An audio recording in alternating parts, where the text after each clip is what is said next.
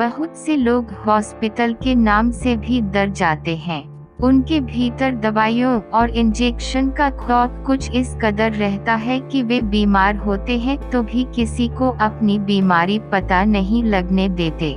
जो लोग इस श्रेणी के लोगों से ज्यादा दिलदार होते हैं वो अस्पताल जाने से डरने वाले लोगों को देखकर बहुत हंसते हैं और उनका मजाक बनाते हैं।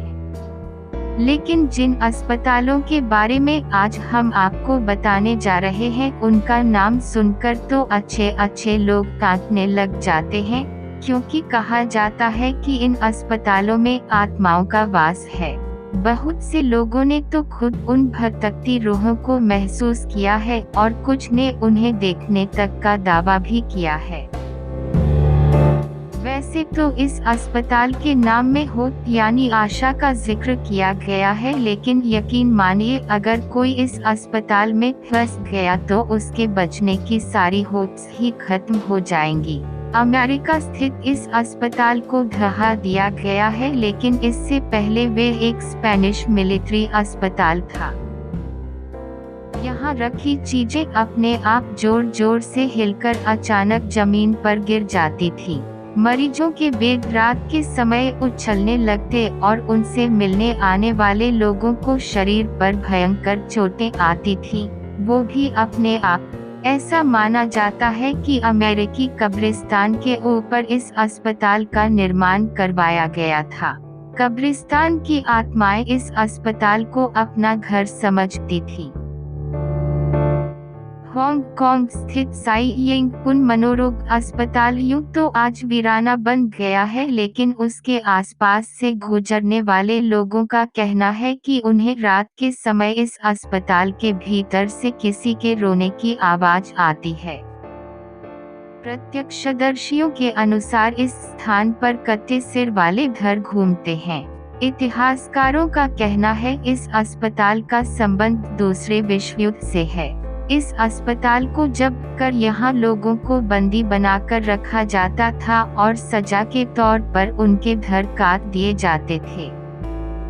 पिछले कई वर्षों से यह अस्पताल सिंगापुर के लोगों को डराता आया है। रात के समय कोई भी व्यक्ति इस अस्पताल में ठहरने से भी हिचकिचाता है। सिंगापुर के लोगों के लिए यह अस्पताल किसी खौफनाक सपने से कम नहीं है।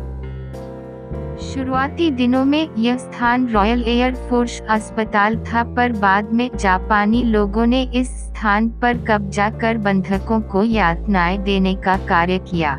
जो भी यहाँ आता है उसे आज भी कई भूखा अनुभव होते हैं। उन्हें अपने आसपास किसी पीड़ित आत्मा के होने का एहसास होता है। इस अस्पताल के डॉक्टर्स मनोरोगियों और दिमागी तौर पर परेशान लोगों को ठीक करने का दावा करते थे। यहाँ गंभीर मानसिक रोगियों के इलाज के लिए डॉक्टर्स अलग अलग विधियों का प्रयोग करते थे। इन विधियों का प्रयोग हिंसक भी होता था और रोगी के लिए जानलेवा भी। माना जाता है यह अस्पताल 130 वर्षों तक खुला रहा और यहाँ 13,000 मानसिक रोगियों की इलाज के दौरान मृत्यु भी हुई। 1854 में बनाए गए इस अस्पताल में भर्ती एक महिला रोगी का कहना था कि जब वे इस अस्पताल में नर्स थी तब उसने 31 लोगों की हत्या की थी।